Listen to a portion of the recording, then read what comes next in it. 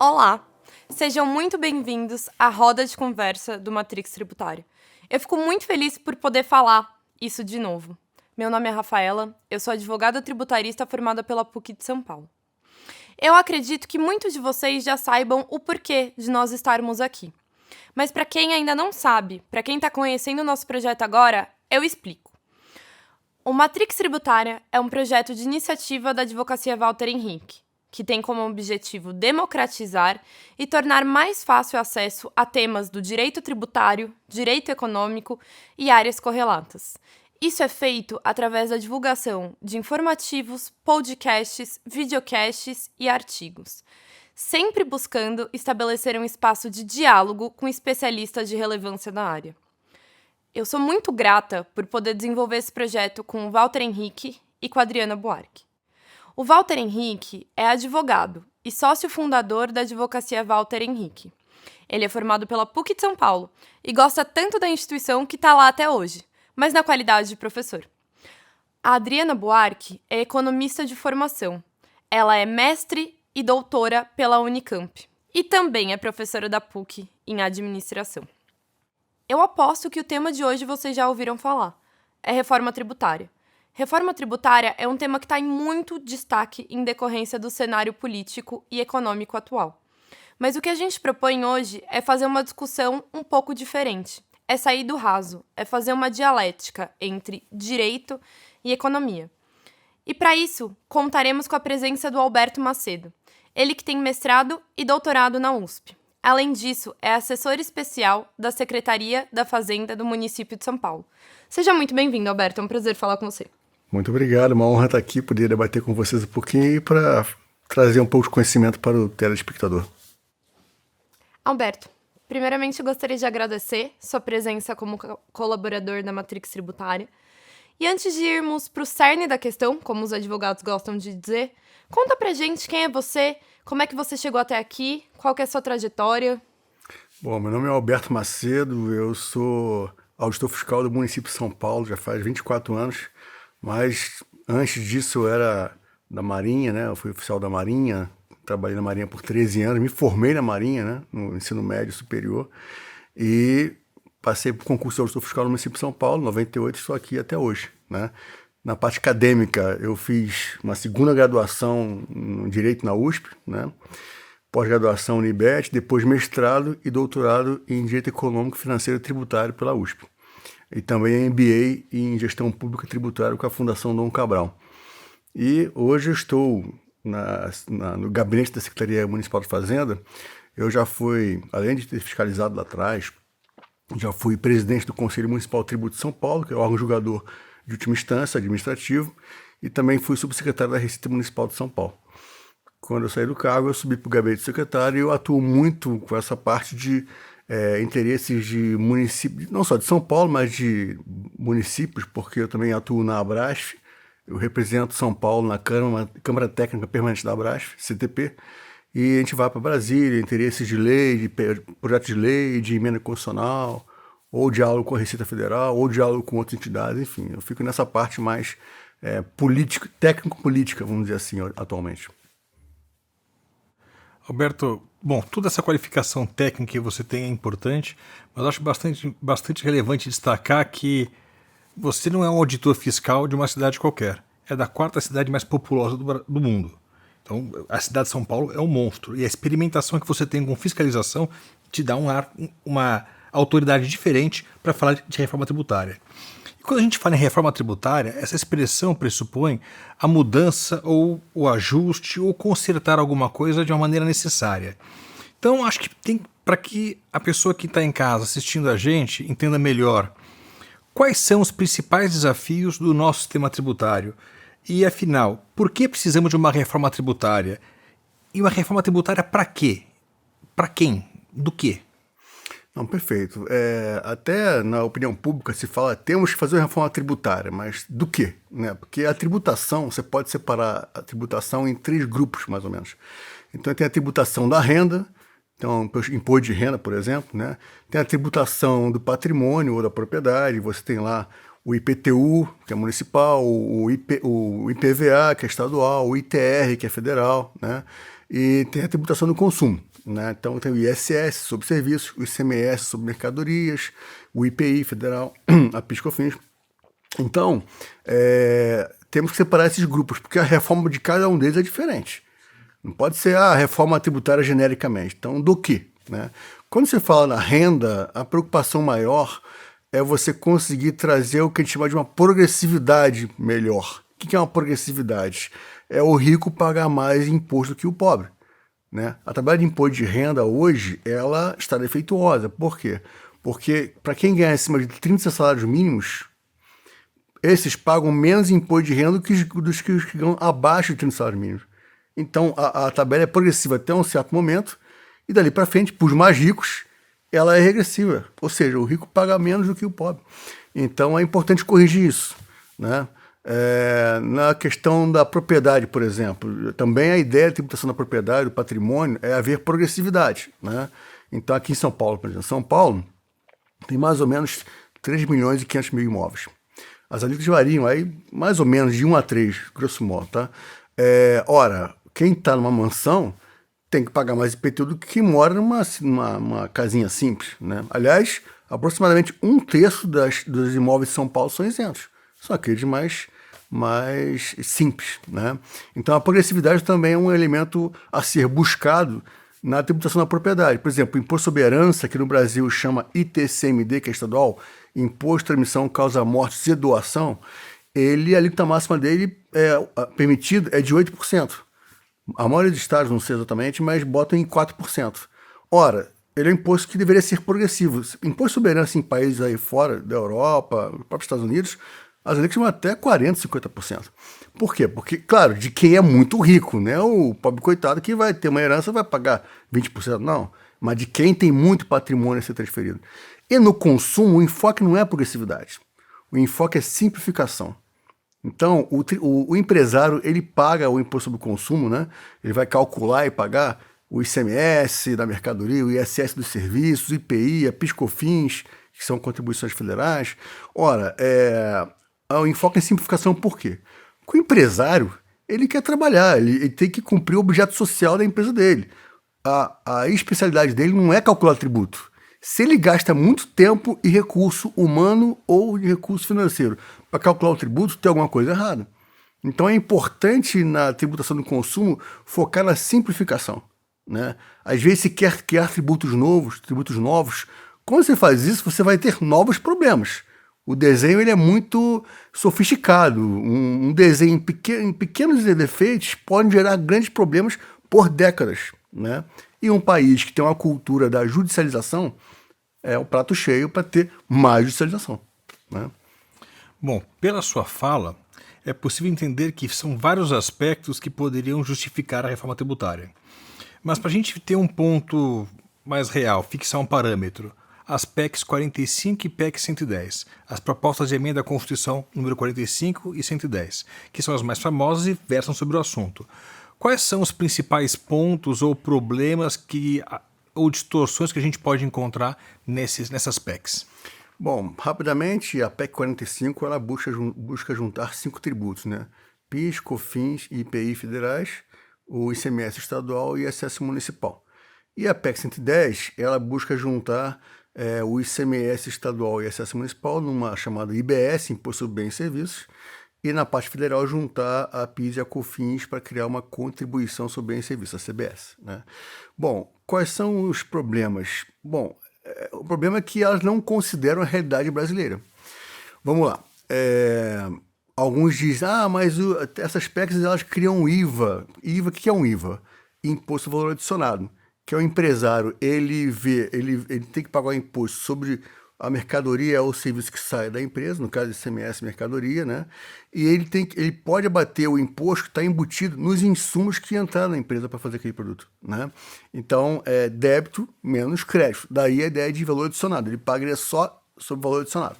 Essa é a ideia de IVA, né? Aí falam que o Brasil tem que criar um IVA, como tem em 170 países, mais ou menos. Ora, o Brasil tem IVA. O ICMS é um IVA. Foi o segundo país do mundo a criar um IVA, que é o ICMS estadual. né? Ele é um modelo de IVA. A sigla é diferente, mas é um IVA. Qual é a diferença do ICMS estadual para os IVAs de países europeus? É que a base não está toda com ele, a base tributável. Então, o ICMS tributa o quê? Mercadoria, energia elétrica, transporte intermunicipal e serviço de comunicação. Os demais serviços estão na base do ISS, Imposto Municipal, que é dos municípios na reforma de 65, a reforma tributária de 65. Então, primeiro, querem juntar os tributos todos para dizer que criou um IVA. Não é mudar nome de tributo que vai fazer a gente ter um sistema tributário moderno. Nome de tributo não quer dizer nada, né? É complicado. Os países europeus que têm um IVA com a base unificada, em regra, são países que são unitários, não são federações. E os que são federação, o imposto é federal. Então, é um ente único para gerir. Se é um ente único para gerir, é muito mais fácil consertar, porque é um ente só. Aí, no Brasil, o que acontece? O IVA, o ICMS, que é o IVA principal, ele não é nacional, não é de um ente único da União. Ele é de 27 estados. 26 estados mais o DF. 27. Né? Então, o problema, entrando no diagnóstico, que essas PECs passam por cima porque estão mais preocupados em juntar tributo e mudar o nome do que ver os reais problemas da nossa tributação. Então, o que acontece? O principal problema não é porque nós não temos um ICMS. Nós temos 27 ICMS. Então, esse é o ponto principal. Então, e não vai nem mudar o nome que os 27 IVAs mais unificados vão ficar bons.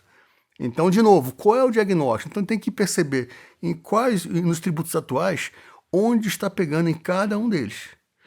Porque a junção de ISS e ICMS, ela está tendo um problema muito específico.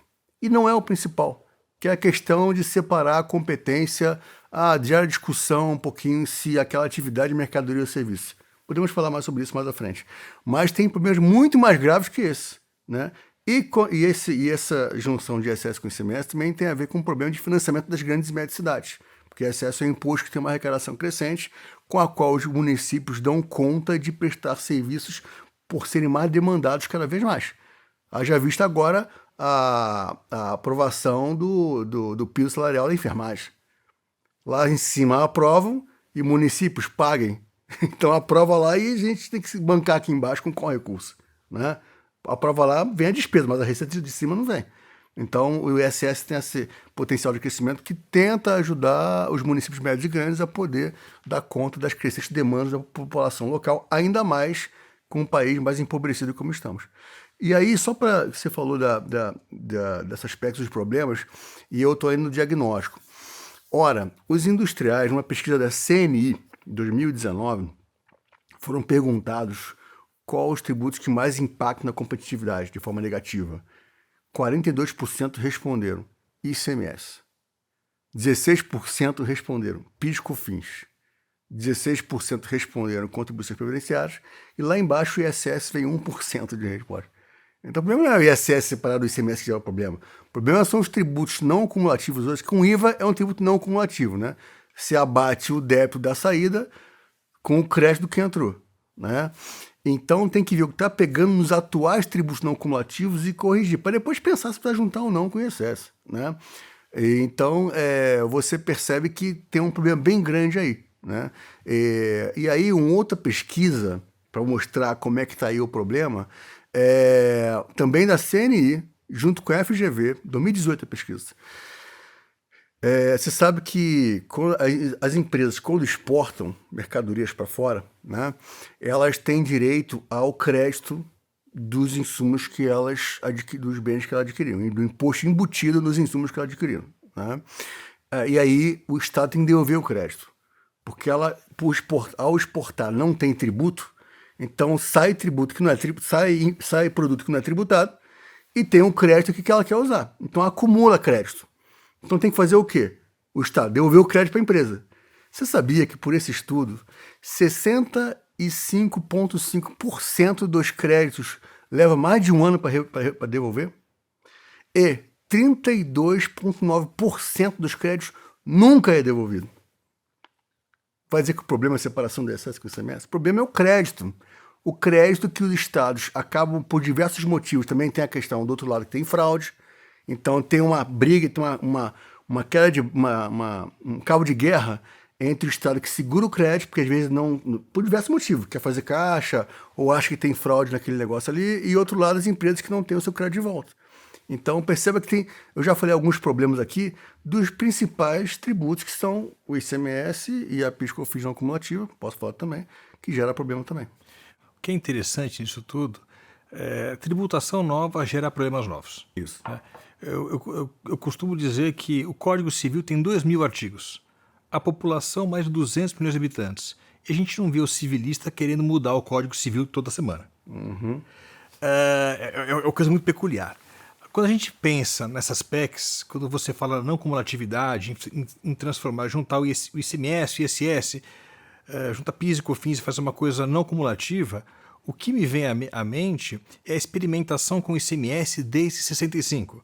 Porque a história do débito e crédito, de nota fiscal inidônea, nós temos precedentes no TJ da década de 60, 70, 80, 90, anos 2000 e até hoje. Então fazer essas PECs, quando apresentam uma grande solução, colocando nas costas do empresário, fazer o cálculo e ainda se acreditar, me parece uma armadilha. Sim. É uma coisa muito curiosa. E aí, puxando ainda uma outra pergunta. A tributação no Brasil, todo mundo fala mal, sem exceção. Existe algum sistema tributário padrão ou algum sistema tributário que no país de origem seus cidadãos fiquem orgulhosos, elogiem?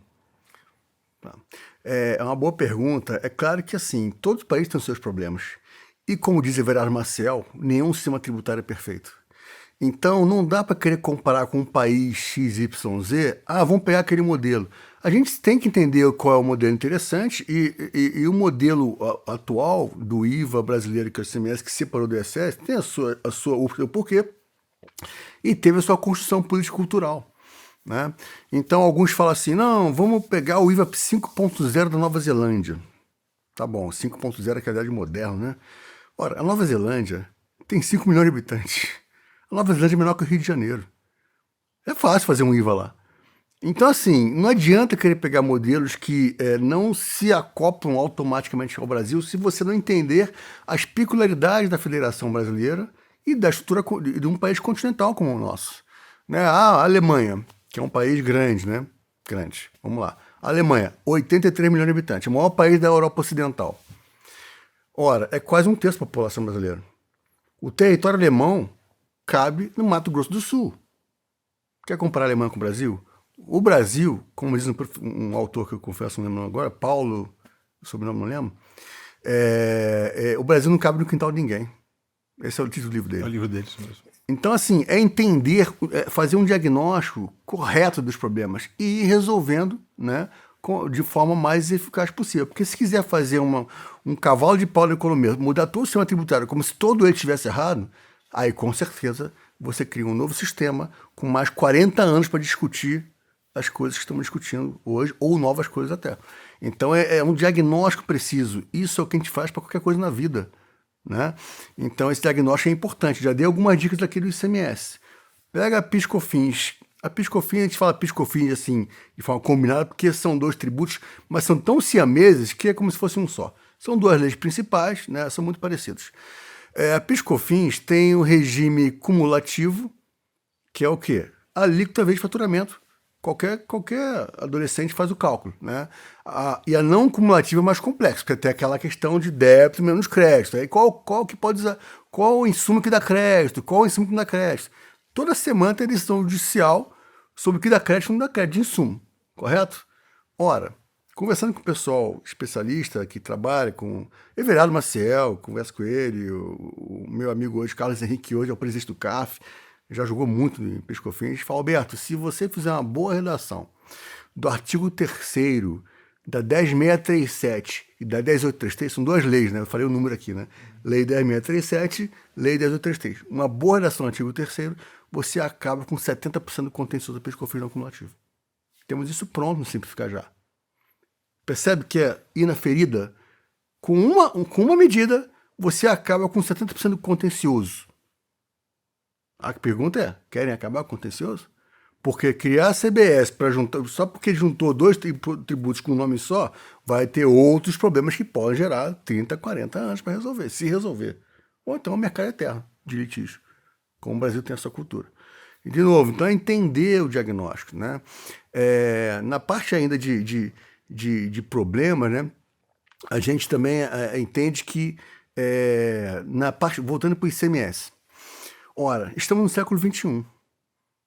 Os fiscos federal, estaduais e municipais, até então, têm focado muito em solicitar informações, declarações eletrônicas, tudo bem, mas declarações. O SPED é um exemplo, né? Sistema Público de Escrituração Digital. Tem diversos módulos do SPED, mas são declarações, o contribuinte entrega a declaração, tudo bem eletrônico, é padronizado, beleza. Mas no tributo sobre o consumo, pensa por um empresário com ICMS, com esses 27 ICMS, legislações diferentes, declarações diferentes conforme o Estado. Então, na prática, o que acontece? O empresário aqui de São Paulo, ele vende os produtos dele lá. Ele compra insumos, sei lá, de Minas Gerais. E aí o insumo vem com imposto embutido, certo? Imposto embutido no insumo, que ele vai poder usar como crédito para bater o ICMS a pagar, certo? E aí é ele que tem que fazer a conta. Então ele tem que ver tudo que entra, da crédito, então ele vai fazendo a conta, faz a conta. Acabou o mês, ele apura e paga. Ele por sua conta e risco, como se diz, né? É o famoso lançamento por homologação. Ora, dali a 3, 4 anos, aparece um fiscal na porta dele, desculpa, mas sou o cálculo errado, aquele crédito lá, a nota inidônea, então vou ter que autuar o senhor, com multa de 50%, juros, tal. Ele não precificou aquilo. Ora, não é possível que no século XXI você deixe na mão do empresário fazer o cálculo. O sistema eletrônico tem que fazer o cálculo para ele. E já estamos, municípios, junto com a Receita Federal, num projeto chamado Nota Fiscal Serviço Eletrônica Nacional, fazendo isso com a NFC Nacional. A gente tira da mão do contribuinte, ele tem que fazer o cálculo, o sistema calcula para ele. Agora, para o sistema calcular para ele, há alguns pressupostos. Não dá com uma legislação caótica como essa dos 27 ICMS. Você tem que uniformizar mais a legislação dos 27 ICMS em termos de lei e em termos de regulamento. Porque o regulamento é que regula o operacional. Quando você consegue uniformizar mais, você consegue jogar no sistema os parâmetros da lei. Então, quando a legislação é muito variada, é tão complexo que não tem como colocar isso em parâmetro de sistema eletrônico. Quando você consegue uniformizar mais a legislação e jogar no sistema os parâmetros, ora, pensa no empresário que eu te falei aí. Ele não mais tem que calcular tributo. Ele só joga o dado econômico da operação no sistema. E o sistema calcula para ele. Como é que fizemos isso na Nota Fiscal Serviço Eletrônica Nacional? Que já está funcionando. Pensa na Netflix. Netflix está em Barueri.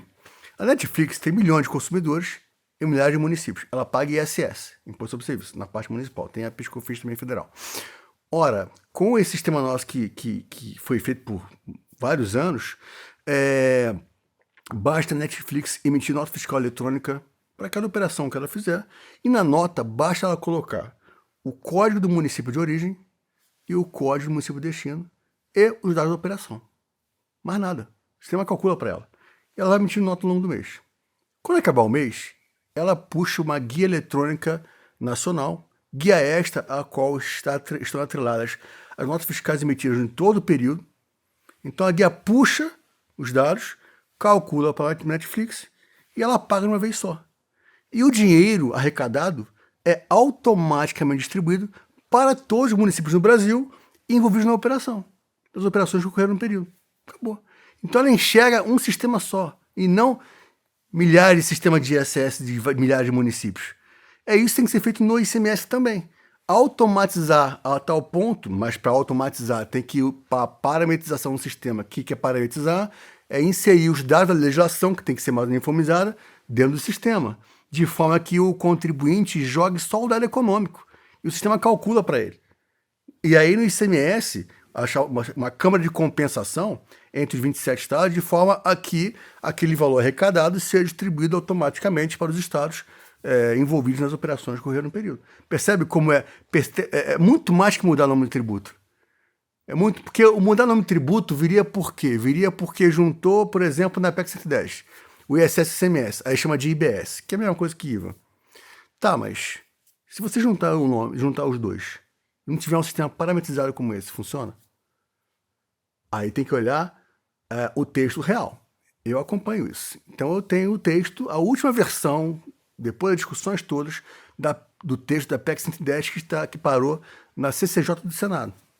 Quando eu olho lá, tem um grande problema no ICMS que é chamado ST, substituição tributária, que é o quê?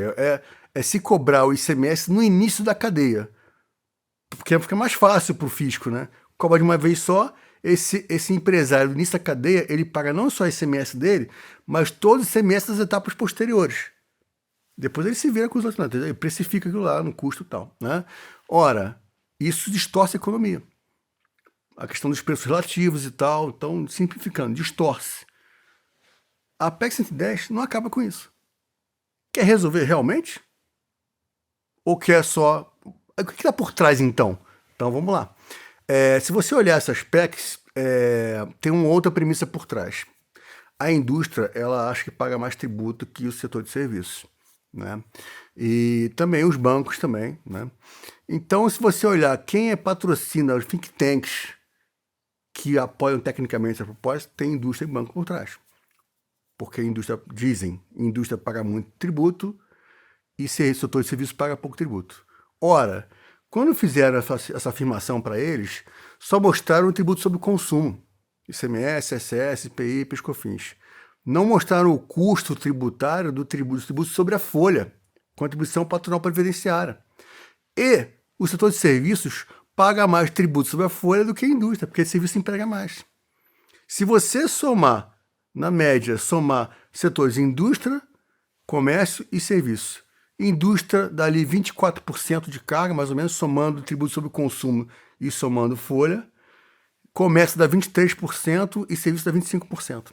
Ou seja, é equânime, mais ou menos. Por quê? Porque você tem que considerar não só o tributo sobre o consumo, mas também o sobre a folha, que também é um custo, né? Se é custo, tem que considerar. Custo tributário que eu falo, né?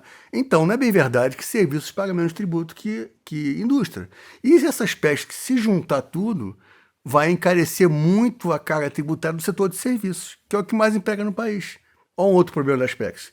Ora, se encarece muito o setor de serviços, a carga tributária dele, que já é igual se considerando a folha, se encarece muito, o que vai acontecer?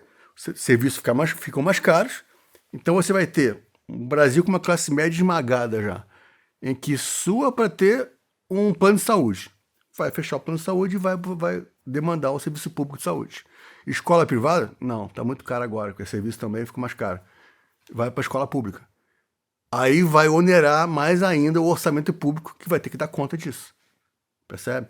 Então, são propostas que muitos se preocupam em satisfazer os patrocinadores, e aí a premissa ficou posta. A premissa tem que juntar. A premissa dele virou dogma dessas PECs, tem que juntar para resolver. E eu estou mostrando aqui que juntar não quer dizer solução.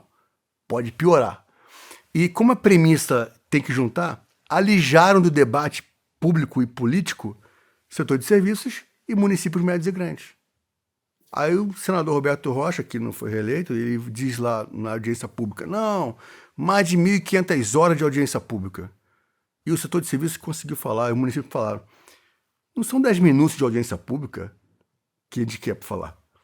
É reunião técnica sobre números, que aliás faltam nessas PECs. Então é muito mais que 10 minutos de audiência pública. É se reunir todos à mesa, o que há em comum entre todos os agentes econômicos que podemos avançar. E não propostas que, por serem fiéis a essas premissas que vieram dogmas e não fazem diagnóstico mais preciso, tentam fazer com que quem as defende atropele aqueles que não concordam com elas. Esse é o problema. Fazer um complemento, uma questão curiosa, né? Você está explicando para a gente que já existe uma nota fiscal simplificada, já existe um trabalho feito com todos os municípios, que são mais de 5.600 do país. Com relação ao ICMS, já existe uma possibilidade, um teste de legislação nacional com relação a pagamentos. Com combustíveis tem o chamado Skank, em que você faz o recolhimento por ICMS ST, e se o combustível não vai para São Paulo, vai para o Espírito Santo, no último momento, o Skank ajusta e faz a distribuição. Então, em silêncio já funciona alguma coisa, muito embora não se divulgue, né? Mas o que me chama a atenção nisso tudo é a questão dos municípios, porque os municípios têm um papel institucional relevante. no dia a dia das pessoas. E essa arrecadação iria para os estados? Como é que fica isso nas PECs? Bom, na verdade, o que está pronto é a nota fiscal de serviços eletrônicos, e não a de mercadoria. É de serviço, do ISS, né, na qual também pode se inserir lá PIS/COFINS, serviços.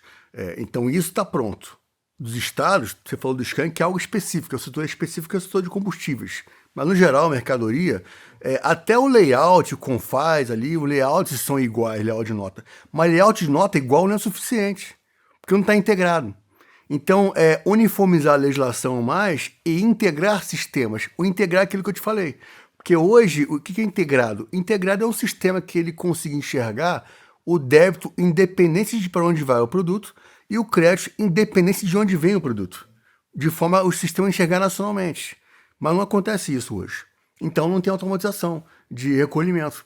E também não tem essa parametrização que eu falei de tirar das mãos o ônus do contribuinte de calcular o tributo, com grande chance de errar, né, e jogar para o sistema. Então falta isso para os estados, que infelizmente, com essas PECs, ficaram mais preocupados em tentar pegar a base de serviços dos municípios do que resolver os seus problemas, né, do imposto, que é hoje o pior imposto do Brasil, o ICMS. Então esse é um ponto importante. Alberto, foi muito importante você falar dessa questão da tributação, né? E me lembra que nós temos um grande problema. Há 4 décadas fala-se em reforma tributária. E a sensação que eu sempre tenho é que a gente fica olhando um animal gigante só pelas partes, sem eu pensar o todo, né? E aí vem uma questão que para mim é muito, muito cara. Se há um certo dilema, né, ou um falso dilema, de que se não ingressarmos numa reforma tributária, e esse tema, reforma tributária, é muito mediatizado, né, e pouco explicado. Né? Acho que os 230 milhões de brasileiros já ouviram esse termo. Redes sociais estão aí para isso. Né? Mas pouco se enfrenta de forma crítica, séria e talvez com diagnóstico, que é o que você colocou aqui.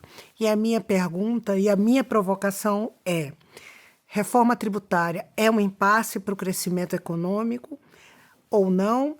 E se não, e por quê? E, afinal de contas, reforma tributária deveria ser enxergada como um instrumento de política pública, e parece que esse debate ele foi extremamente banalizado nos últimos anos no Brasil. Perfeito. Em relação à reforma tributária e política pública, bom, políticas públicas são o gasto, né? Então é o outro lado da moeda, você arrecada para você prestar serviço público para a sociedade. Então, óbvio que é importante a tributação. Sem ela, não tem como o setor público prestar serviço para a população. Então, a reforma tributária, nesse aspecto, é importante. Mas, de novo, volta, qual reforma? Então, temos que fazer reformas muito mais que mudar no tributo, é resolver os problemas. E o nosso enfoque do Simplificar Já, que é o que eu coordeno, é a tributação do consumo. Então, o enfoque é na simplificação. Né? Então, esse é um aspecto importante. Né? Você fala da relação de reforma tributária com a economia. Eu fico preocupado, porque às vezes alguns atores que atuam nessas propostas, e até por não lidar com o setor, com a questão econômica, tendem a colocar a mudança da legislação, eu falo dos atores jurídicos, né? Advogados, né? Os professores nessa área, tende a colocar a ideia da solução na ideia do texto. Quando se fala em reforma tributária, se fala em 4 pilares principais. Um pilar jurídico, um pilar econômico, um pilar político e um pilar operacional. Então, se não tiver um equilíbrio em olhar esses 4 pilares, você pode fazer o texto mais lindo do mundo. Mas aí, se não fechar a conta no econômico, não para em pé. Ou ainda que feche a conta, se você não entender que vai para um parlamento e que as alterações que podem lá serem feitas podem deixar o resultado pior do que está hoje, tem que entender isso também. Eu posso dar um exemplo concreto na PEC 110, né? Que, por exemplo, já falei um aqui, que não acabou com a substituição tributária, que é um grande problema do ICMS hoje. Tem outros também. E o operacional, que eu expliquei o operacional, como ele é importante você tornar o sistema eletrônico e automatizado. Né? E aí, indo para a questão econômica, por conta desse desconhecimento, e aí se vende uma ideia que às vezes ninguém para analisar de verdade que se não tiver a reforma tributária não vai ter crescimento econômico. Ora, crescimento econômico ou não tem a ver com diversos fatores. É algo multifatorial, né? Não podemos achar que o sistema tributário, uma reforma do sistema tributário, que é algo complexo, é a bala de prata para o Brasil crescer igual a China, como eu já ouvi falar em alguns defensores dessas PECs. Que se aprovar a PEC X, o Brasil vai crescer igual a China. Eu não lembro de na China lá terem falado de reforma tributária que fez a China tá crescendo tanto assim. Eu não lembro, né, disso, né? Então acho que não é bem por aí, né? Tem diversas questões de política industrial, falando de crescimento econômico, e você tem que enfrentar o tema do crescimento econômico. Então, alguns aspectos de política industrial, quando um país como o Brasil, que é um país subdesenvolvido, você tem um papel um pouco mais importante do Estado em relação a algumas estratégias ali de conseguir puxar ser o motor de arranque de alguns setores industriais importantes e que gerem valor agregado. Para quê? Para gerar emprego e para o Brasil conseguir gerar crescimento econômico. Outro aspecto, a questão de política de juros, né? Uma política de juros hoje está em quase 14% de juros Selic, né? O empresário tem uma taxa de retorno mais ou menos de 7% de lucro.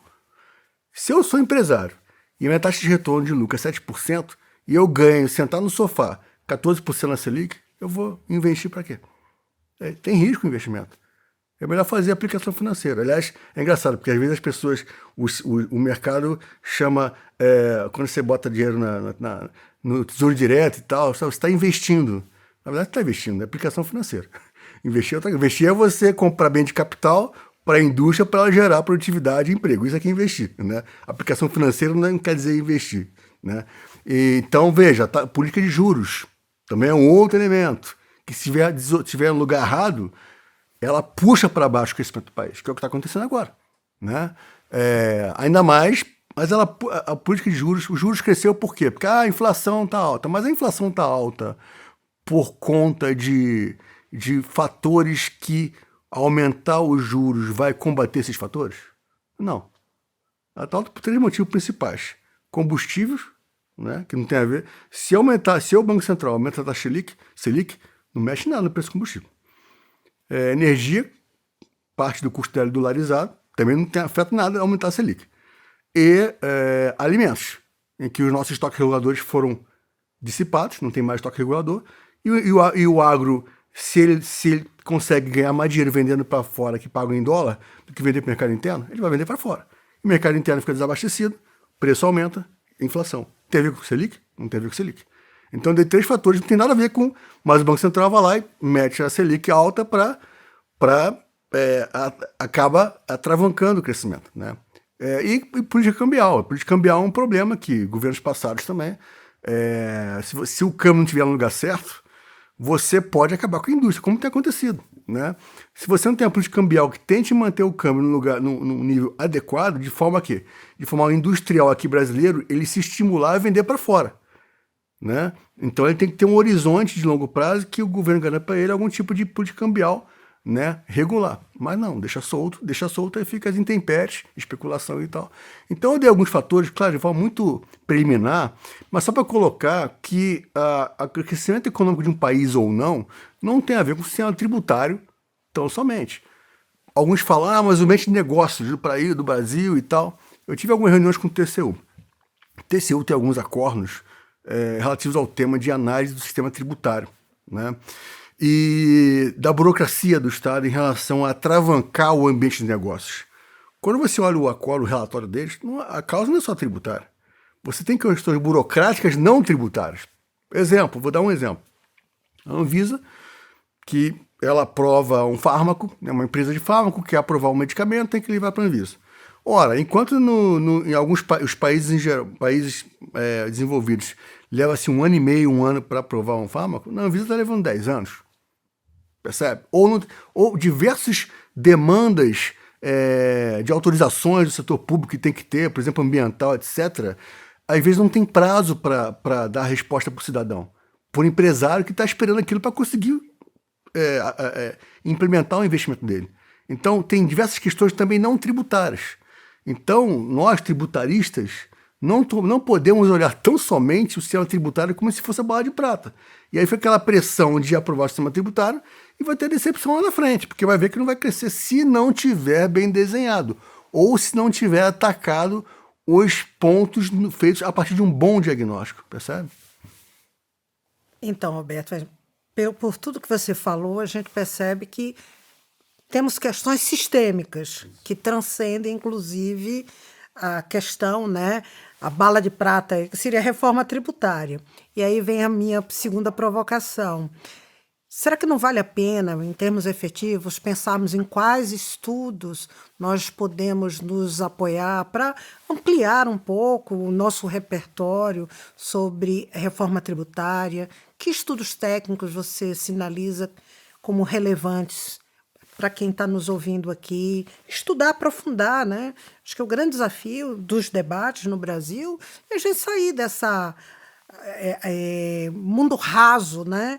Em que se discute de forma muito binária, né? Reduz o imposto e aí eu aumento o crescimento. Só que a tributação reflete o crescimento, porque se a tributação aumenta, significa que a economia ela está reagindo ou vem reagindo, né? Que estudos você recomendaria aí para os nossos curiosos em, né, desvendar novos mundos, né, jurídicos e econômicos também? Olha, a lista é extensa, é difícil eu elencar uma lista de estudos, mas quando você fala em estudos, eu vou fugir um pouquinho da sua pergunta, na resposta, eu vou falar de estudos relativos a estudos que deem uma boa análise do sistema concreto, e aí não tem nada sistêmico dentro de estudo, você tem que pegar todos, primeiro assim, de novo, o que queremos com a reforma? Eu vi que você falou ali de abaixar a carga tributária. Queremos o quê? Queremos simplificar? Queremos trazer mais justiça, conferir mais progressividade, queremos reduzir carga tributária. O que queremos? Né? O Estado tem um tamanho. O pessoal fala, faz primeiro a reforma administrativa, porque o Estado é muito grande. Tá bom, é grande aonde? É grande aonde? Porque você vê mais de 50% do setor público é policial, médico e professor. Né? Tá grande, tá faltando, tá sobrando. Né? Policial federal tem 11 mil e pouco no Brasil. São Paulo deve ter 70 mil policiais militares. Será que está sobrando um policial federal? Ou será que tem algumas ilhas no setor público que estão privilegiadas em detrimento de outros setores que atendem mais população em geral? Então o diagnóstico tem que ser feito. E o Estado não pode ser encarado monoliticamente. O Estado é um só, está muito grande. Tá, mas peraí.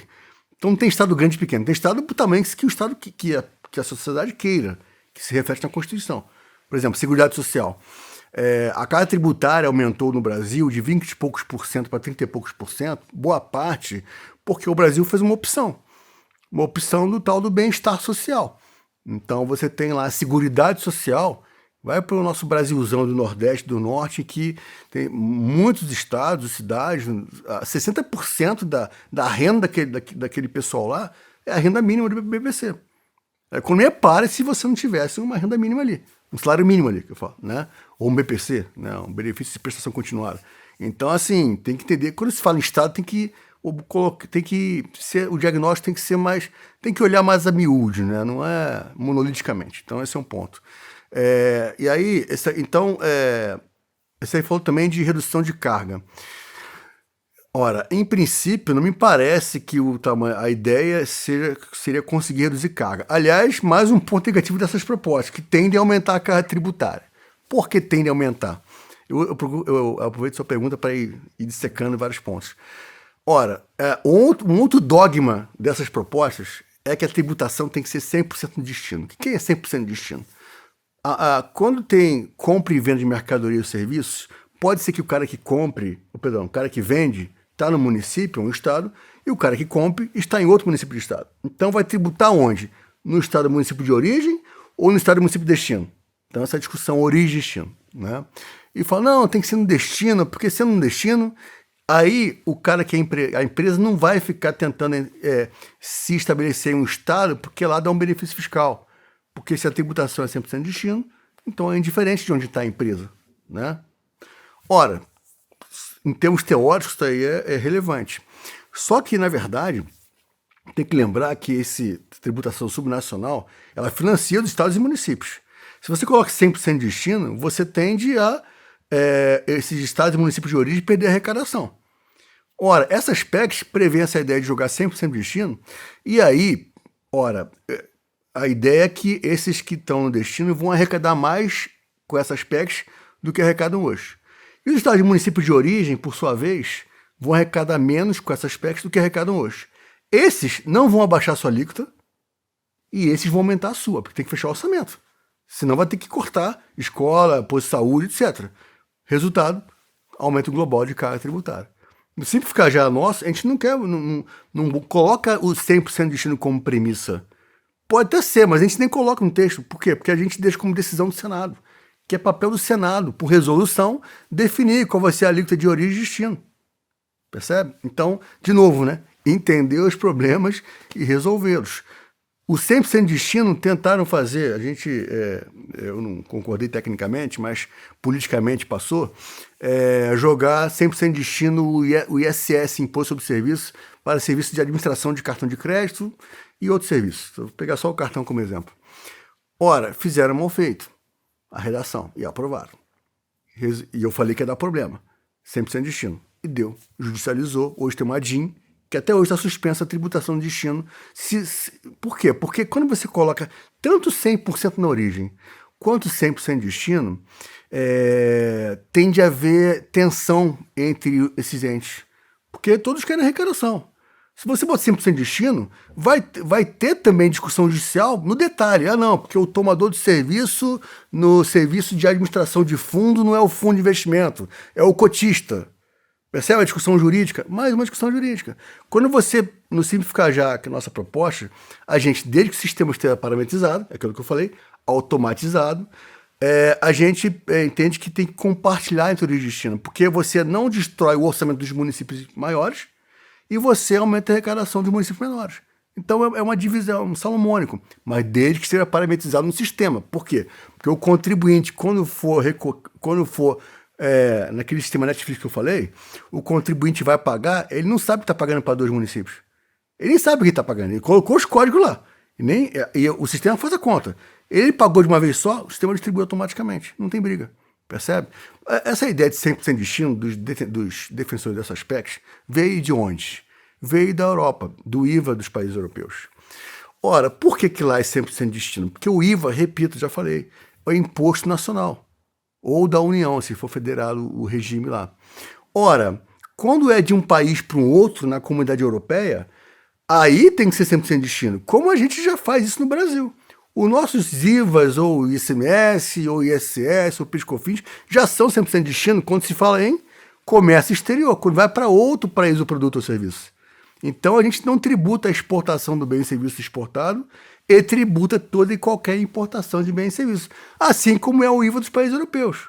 Mas lá, porque é nacional. Aqui, já no nacional, a gente faz assim. Mas no subnacional, na operação interestadual do ICMS ou intermunicipal do ISS, não tem que ser 100% de destino. Por quê? Por conta do financiamento das cidades e por conta de se colocar 100% de destino, vai ter briga jurídica também, no detalhe sobre isso. Ainda mais em serviço, que é muito mais difícil você definir quem é o destinatário do serviço. Bom, Alberto, aí eu vou fazer mais um questionamento sobre o Simplifica Já, né? Que é aí parte de um projeto de reforma, né? E aí meu questionamento seria: quais requisitos, iniciativas práticas para, digamos, ampliar a implementação do Simplifica Já e quais os grandes benefícios, né, diretos e indiretos para a sociedade? Bom, primeiro eu tenho que falar o que é o Simplificar Já. Eu falei de várias coisas, mas não falei exatamente Simplificar Já. O Simplificar Já, ele é uma proposta de reforma tributária e, de novo, a reforma tributária nunca é a última. Porque parece, de novo, querem uma bala de prata para no dia seguinte, agora vamos crescer 7%. Não é assim. A gente entende que o Simplificar Já é a próxima, com certeza, por conta dessas coisas que eu falei.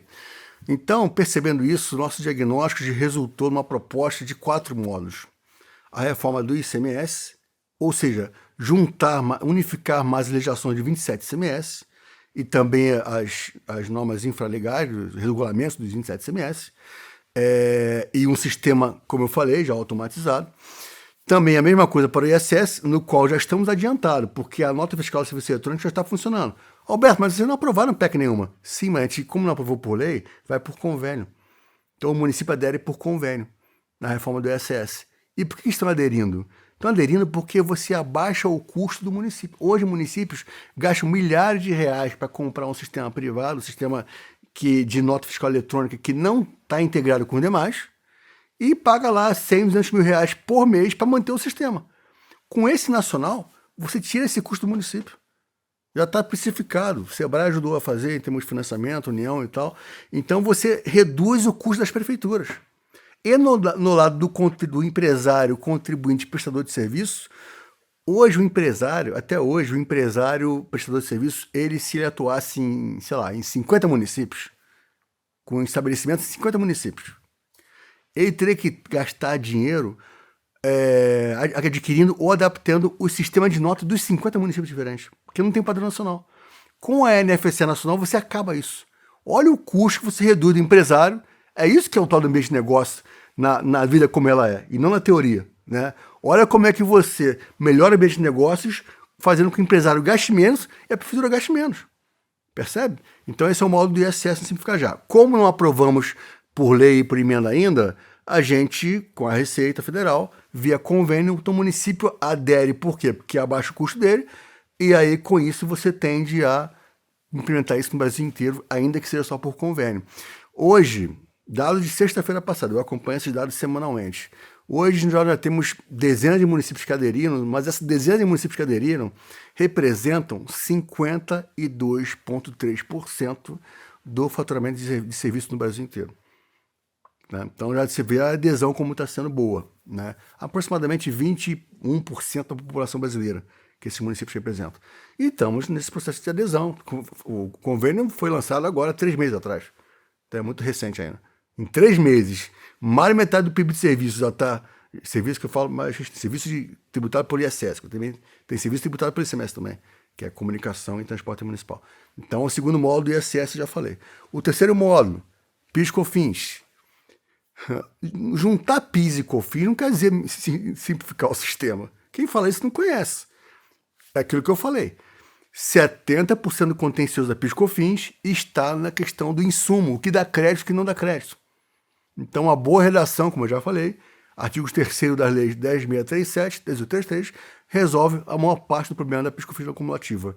Com isso, você não mexe com 84% das empresas do país que não estão no Simples e que estão no regime cumulativo da PIS e COFINS.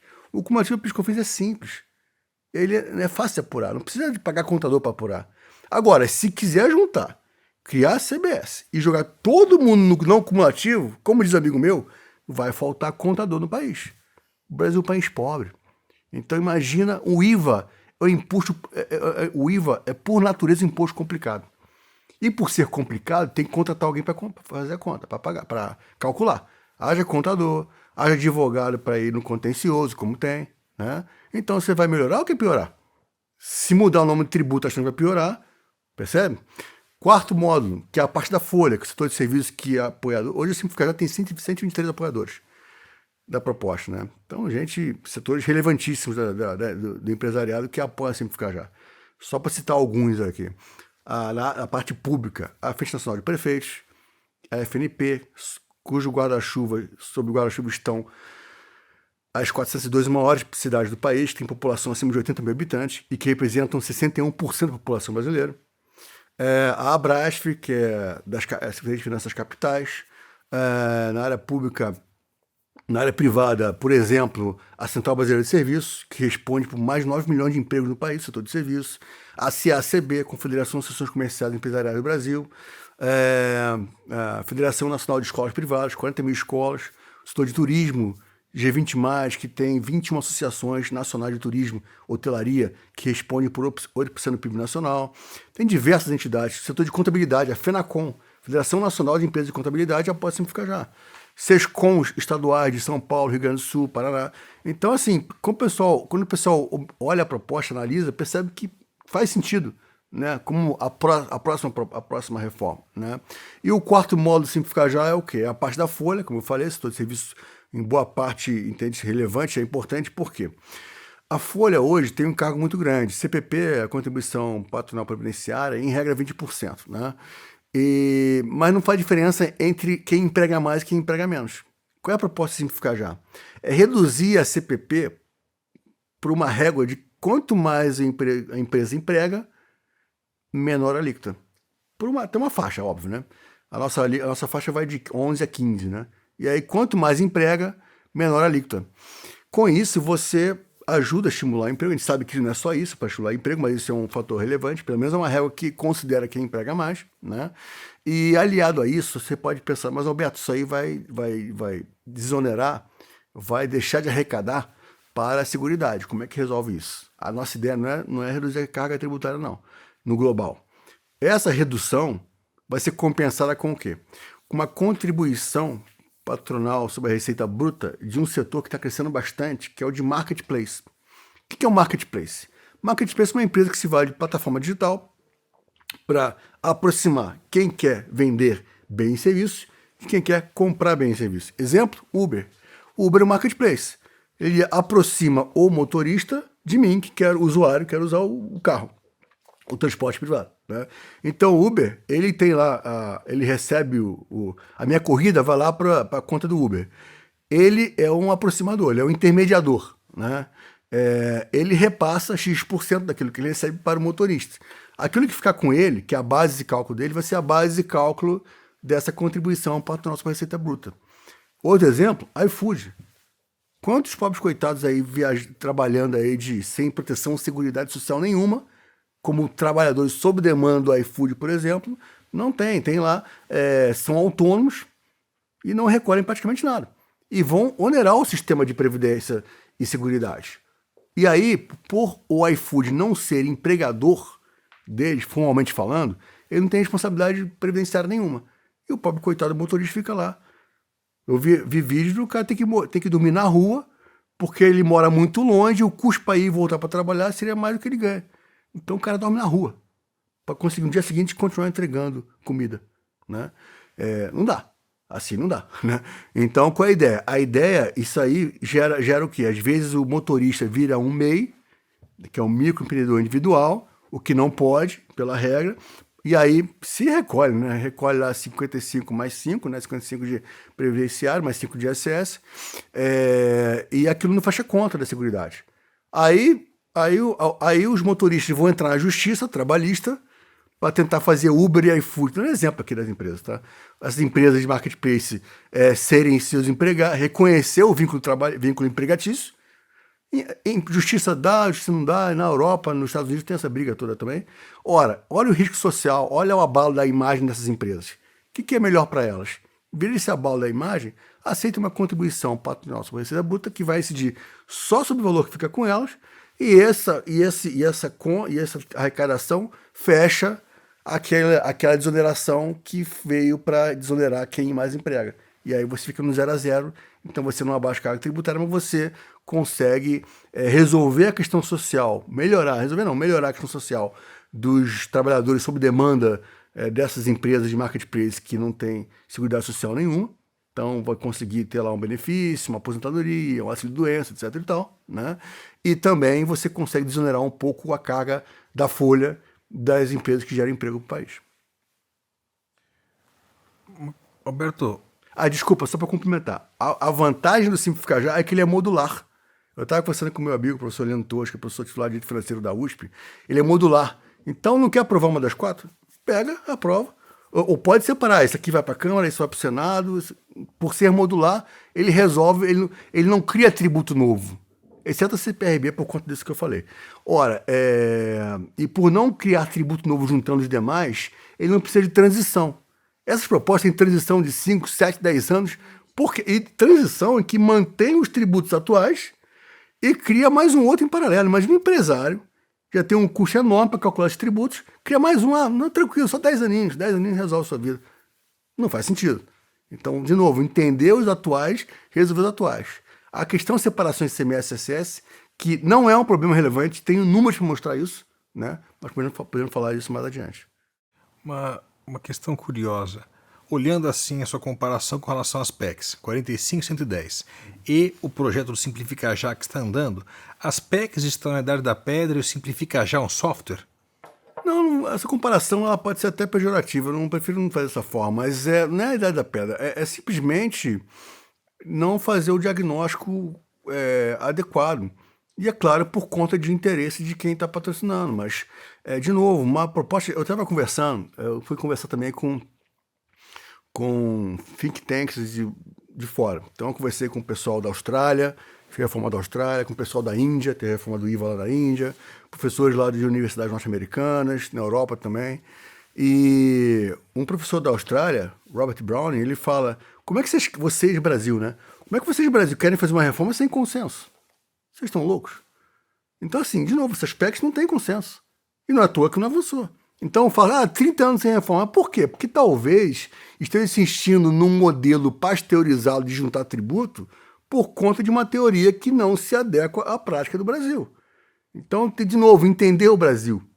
Entender o Brasil. Estava anteontem num congresso lá em BH e um dos defensores da proposta falou assim: não, porque os municípios não têm autonomia mesmo, porque a maioria dos municípios não tem autonomia. Tá bom. De novo, olha, não entendeu o diagnóstico.